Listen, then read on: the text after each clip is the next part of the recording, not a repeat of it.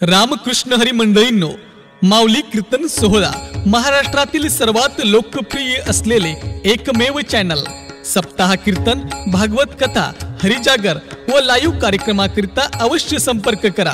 माऊली चोपडे व देवा पाटील. आमची आई कधी रडली नाही, रडली मला माहित नाही, पण शास्त्र सांगते प्रत्येक आई दोनदा रडत असते. पा कधी रडली हो आमची आई? आईच्या डोळ्याला कधी धारा येत असतात माहिती का तुम्हाला? पहिल्यांदा आमची आई रडली पा, असाच मंडप असतो आणि अशाच मंडपात असाच समुदाय जमलेला असतो.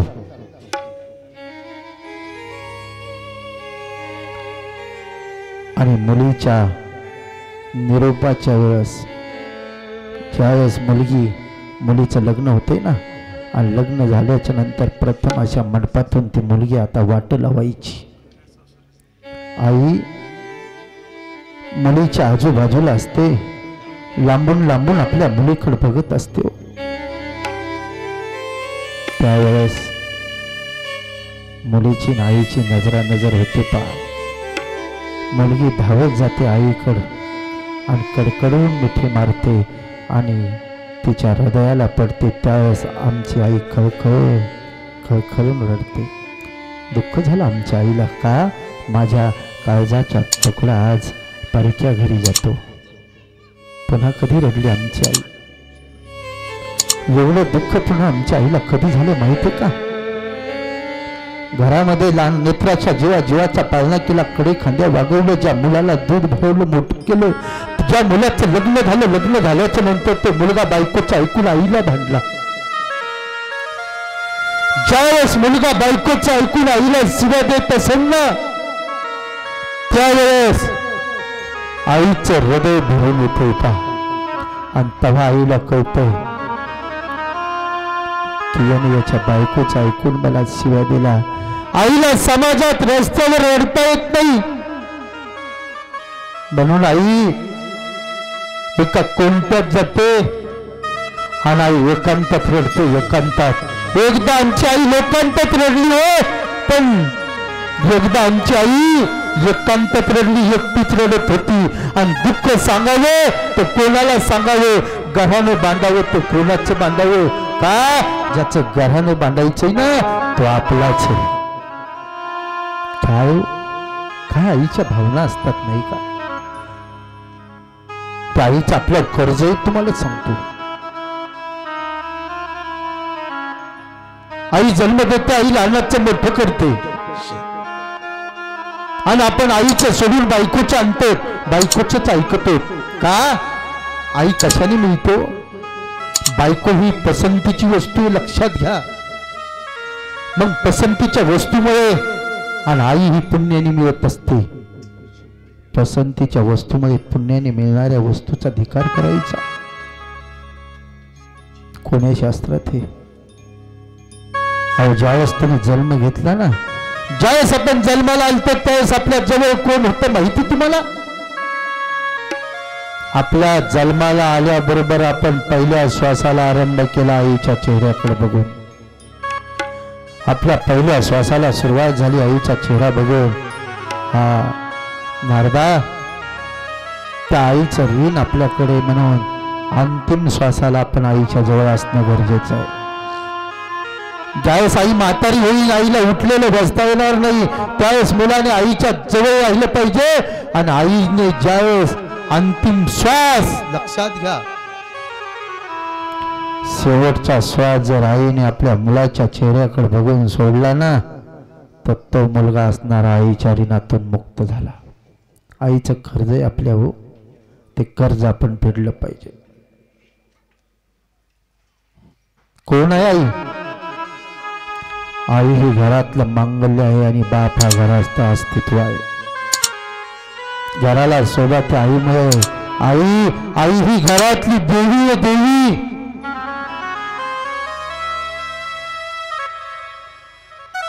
आणि बाप म्हातारा बी असू द्या, घराचं अस्तित्व आहे.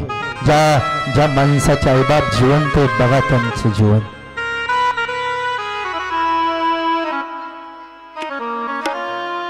म्हातारा घरातला जिवंत असतो, घरातला कर्ता असतो कर्ता. आणि घरातला कर्ता जर जिवंत असला ना, तो घरातल्या सगळ्या लोकांचे कर्म बघत असतो. त्याला बोलता येत नाही पण कर्म बघता येतात, लक्षात ठेवा. आणि तो कर्ता म्हातारा जर दारात बसला, रस्त्यावरून जाणारा व्यक्ती त्या घराकडे वाईट नजरेने बघत नाही. ही ताकद बापाची. नजरामध्ये वाईट हा काय काय काय काय बाप असतो. या जगात कोणालाच वाटत नाही माझ्यापेक्षा मोठं कोणी असावं. कोणाला वाटतंय का माझ्यापेक्षा मोठं कोणी असावं? वाटतंय. पण तुम्हाला सांगू का, तुम्ही प्रत्येक बापाला विचारा, बाबा सांगा ना तुम्हाला कोण मोठं असं वाटतंय? तर प्रत्येक बापाच्या मुखातून एकच उद्गार निघेल, माझ्यापेक्षा माझा मुलगा मोठा असावा. कोण्या बापाला वाटत नाही माझा मुलगा मोठा असावा म्हणून? त्याला म्हणायचं पितृदेव भव. बापाचं ठिकाण आकाशापेक्षा उंच आहे.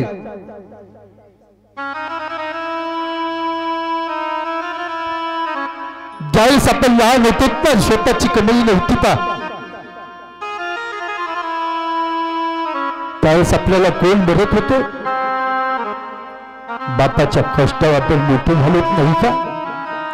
आज जर बाप म्हातारा झाला तर प्रत्येकाला घरात नको आहे का?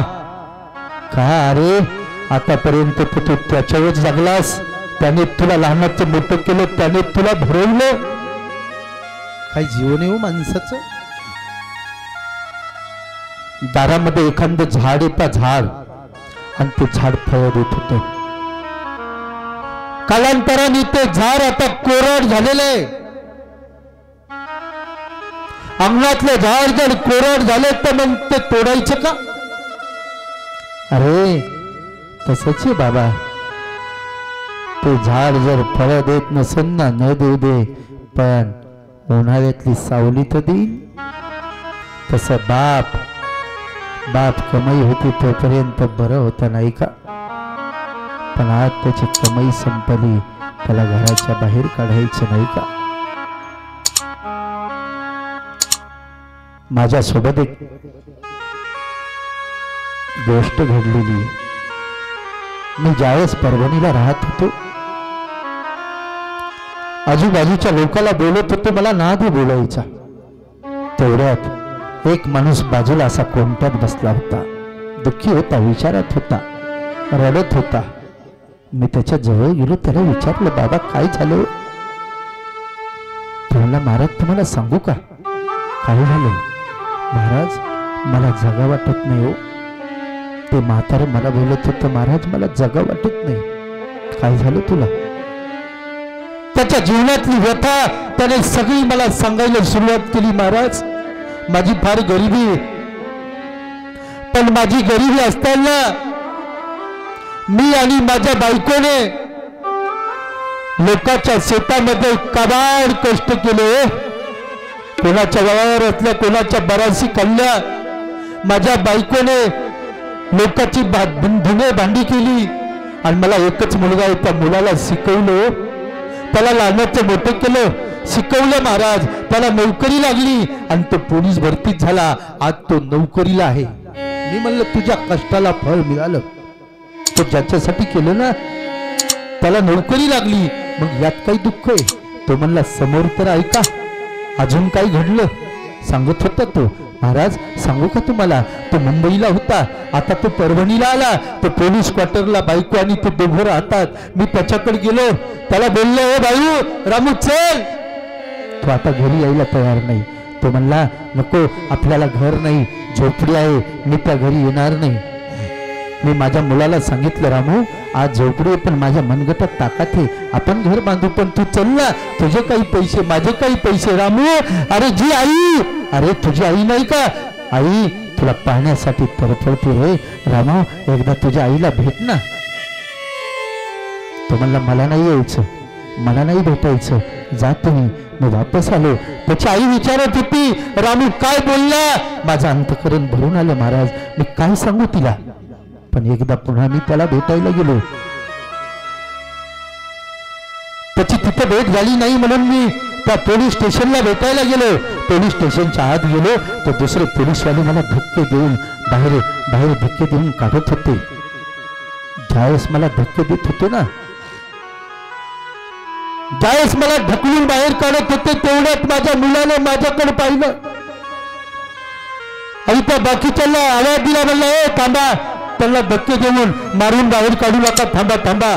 त्यावेळेस ते बाकीचे पोलीसवाले बोलत होते, साहेब तुम्ही याला ओळखता? त्यावेळेस माझा मुलगा म्हणला, हो मी ओळखतो यांना. साहेब हा तुमचा कोण आहे? ते म्हणला, हा माझा नौकर आहे. आता काय राहिलं जीवन? जो मुलगा मला बाप म्हणून नौकर म्हणतो समाजामध्ये, काय कशामुळे जगायचं महाराज? काय जीवन आहे माणसाचं? नारदा, जीवनामध्ये माता पित्याची सेवा केली पाहिजे. घरामध्ये माता पित्याची सेवा केली पाहिजे.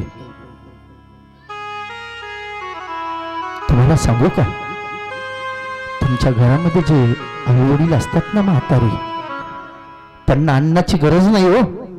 म्हातारपणी त्यांना कोण म्हणतं अन्न लागतं? अरे म्हाताऱ्या माणसाला अन्न लागत नाही. म्हातारपणी अन्न नसलं तरी माणूस जीवन जगत असतो, पण म्हातारपणी त्या म्हाताऱ्याला आणि म्हाताऱ्या आईला लागतं ते घरादारातलं प्रेम. माझी तुम्हाला विनंती आहे, तुम्ही पहिला खायला कमी दिलं तरी चालेल, पण घरात जर म्हातारी असेल ना, घरात जर आई असेल, बाबा असतील तर त्यांना विचार द्या, बाबा ओ आई, बघा आई जेवलीस का ग? काय अडचण हो? तुम्ही जेवणाच्या अगोदर फक्त आईला एवढंच म्हणायचं आहे, हे आई, आई जेवलीस का? आई किती भूक लागू द्या आईला, पण मुलाने नुसतं सांगितलं ना, आईचं पोट भरतं पोट. कशाने? म्हातारपणात नुसता मुलगा आईला विचारपूस जरी केली ना, विचारपूस, तरी बी बस झालं. आईचं आयुष्य वाढत असतं. लक्षात घ्या, म्हातारपणी जे म्हातारपणाला आजार होतात का, आईचं मन भंगलेलं असतं आणि भंगलेल्या मनाला अनेक आजार होत असतात. आपल्याला वाटतं ना आपली आई म्हातारी असून सुखरूप मरावी, फक्त आपल्या आईला सुखरूप बोललं पाहिजे. फक्त नुसतं म्हातारपणा तरी त्यांचं जीवन प्रेमावं असतं. प्रेम एक चैतन्य पहा, प्रेमाची भाषा समजून घेत जा. प्रत्येकाला जीवनामध्ये प्रेम असावं वाटतं. प्रेमाची व्याख्या फार मोठी आहे. तुम्ही त्या म्हातारपणी आईवर जर प्रेम नाही केलं ना, आई नाही जगू शकत हो, नाही जगू शकत. जीवनामध्ये खर्चा केलं पाहिजे. काय प्रेम? काय प्रेम तर कोणाला पण दिलं पाहिजे. जीवनामध्ये तुम्हाला द्यायची ना, तर जीवनामध्ये प्रेमाची देवाणघेवाण करतात. देवाणघेवाण. प्रेम सुख देई, प्रेम सुख घेई, प्रेम सुख देई, प्रेम सुख देई, प्रेम सुख देई, प्रेम सुख देई, प्रेम सुख देई, प्रेम सुख देई. ओ प्रेमा बिना नाही समाधान, प्रेमा बिना नाही समाधान. हो प्रेमा बिना नाही समाधान, प्रेमा बिना नाही समाधान. हो प्रेमा बिना नाही समाधान, प्रेमा बिना नाही समाधान. हो प्रेम सुख देई, प्रेम सुख घेई, प्रेम सुख देई, प्रेम सुख घेई, प्रेम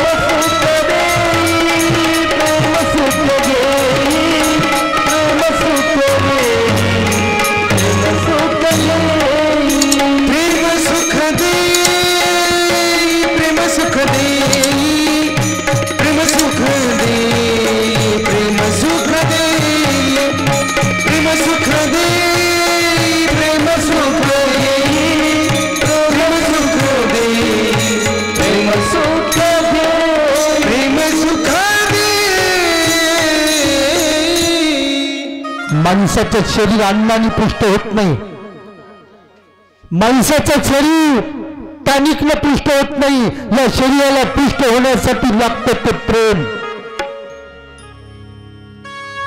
प्रेम करायचं शिका.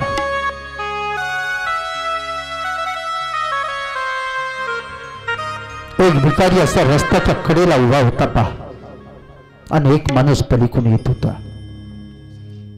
त्या भिकाऱ्याने त्या माणसाकडे पाहिलं आणि त्या येणाऱ्या व्यक्तीने आपल्या खिशामध्ये हात घातला. भिकाऱ्याची एक गंमत असते, खिशामध्ये हात घातला की भिकाऱ्याची आशा वाढली. भिकाऱ्याला वाटलं याने खिशात हात घातला म्हणजे आपल्याला काही ना काही देणार, पण त्याने जसा हात घातला का तसाच रिकामाच काढला.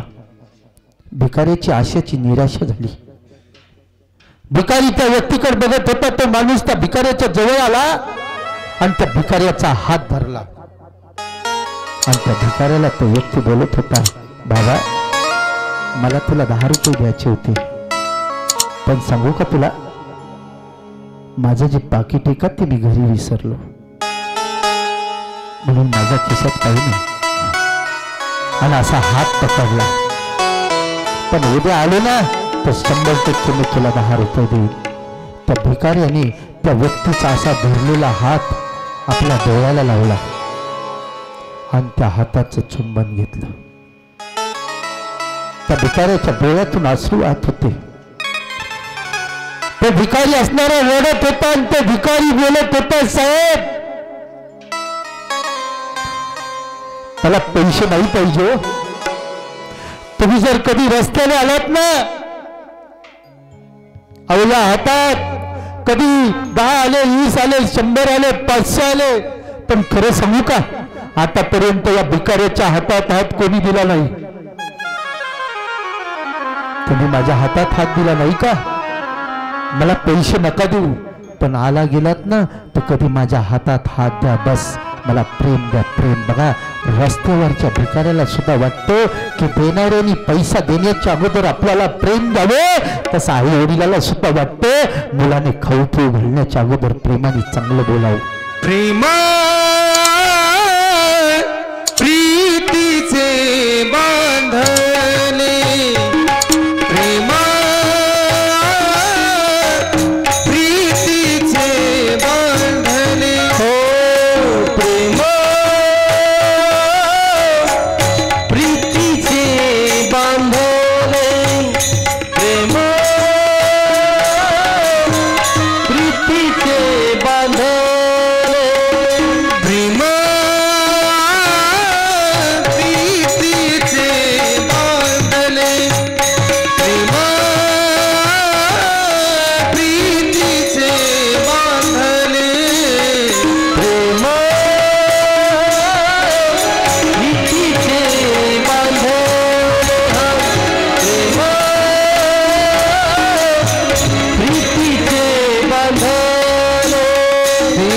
सुटे काही केले, सुटे काही केले, सुटे काही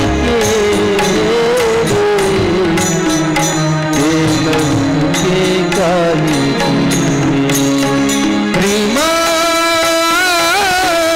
प्रीतीचे बांधले, प्रेमा प्रीतीचे बांधले.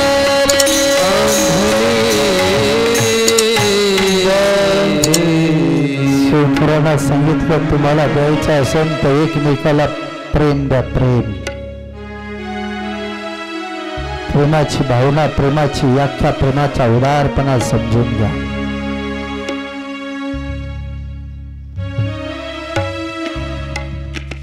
जीवापार प्रेम कोण कोणाला देत असतो. जगाच्या पाठीवर आपली आई जे मुलावर प्रेम करते का, ते कोणावरच करीत नाही का. सगळ्यात आईला कोण आवडत असतं माहिती का, सगळ्यात आईला प्रिय कोण असतो, सगळ्यात आईचं लाडकं कोण असते, सगळ्यात आईचा जवळचा कोण असतो माहिती का, तो म्हणजे मुलगा.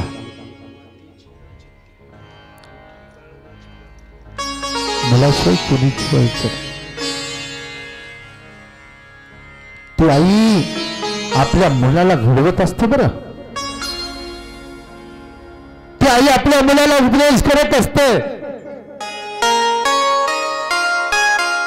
अरे या जगाच्या पाठीवर देवाचे अवतार झाले. देवाचे जगाच्या मालकाचे 24 अवतार झाले, 10 अवतार झाले.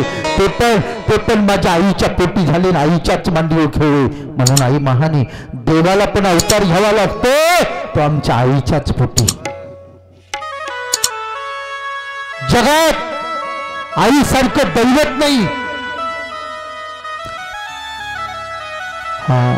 आईच्या चरणाला, आईचे जे पाय असतात ना, पाय, आईच्या पायावर 33 कोटी देव असतात. आईच्या पायामध्ये जो मुलगा आईची सेवा करीत नाही ना, त्याला कुठं तीर्थयात्रेला जायचा अधिकार नाही. सबसे बड़ी है माँ, सबसे बड़ी है माँ, सबसे बड़ी है माँ, सबसे बड़ी है माँ, सबसे बड़ी है माँ,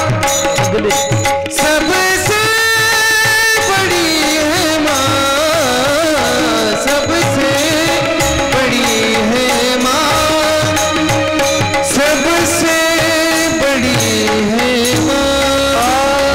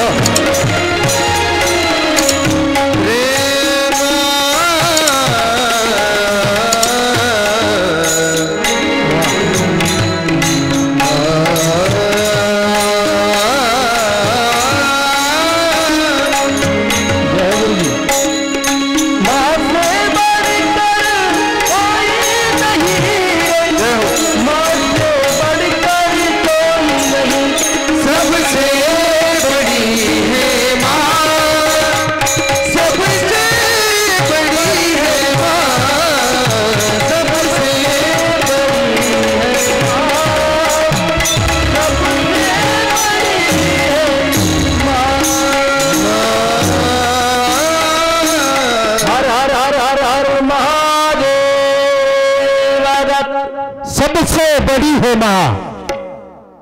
बघा हात फक्त देवते बघा बघा ती आई ज्या आईच्या मांडीवर ब्रह्म विष्णू आणि महेश खेळले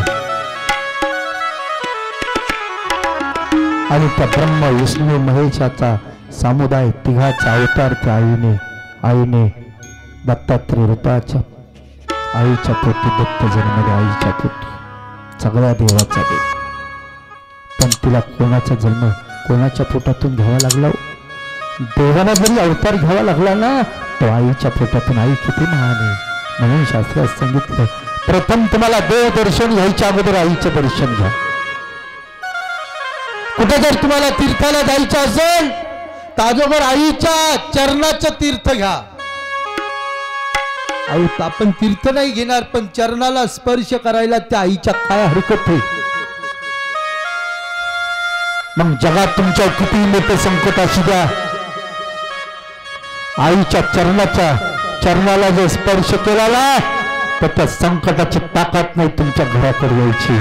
आईची सेवा करा.